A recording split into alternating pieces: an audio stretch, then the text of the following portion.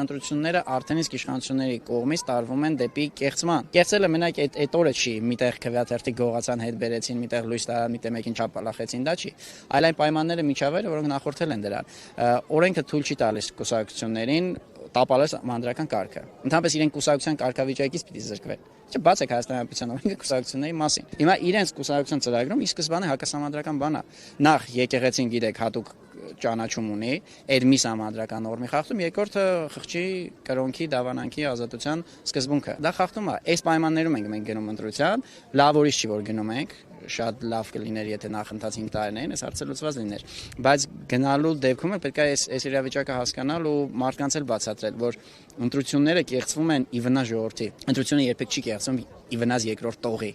Արտակուստ այդպես է, չէ՞, թե ոնց պետք է կրեր X-ը, բայց X-ը չկրեց, կրեց Y-ը, որը առաջի տեղով անցավ։ Նա չի տուժում։ 96 թվականին առանձին վերցած Վազգեն Մանուկյանը չի տուժել։ Տուժել է հայ ժողովուրդը, հայ ազգը։ Մինչև այսօր ենք մենք տենում այդ ընտրությունների կեղծման հետևանքները։ Հիմա պետք է ժողովրդին բացատրել, որ ձեզ են խաբում, ձեզ են գցում ժողովրդական լեզվով ասած։ Ինչքան դուք ավելի շատ մասնակցեք ընտրության, ձեր ձայնը տակ անցողիկ շեմ հաղթահարելու ունական դիմադիր ուժերին, այնքան ձեզ ավելի քիչ կկարողանան խաբել։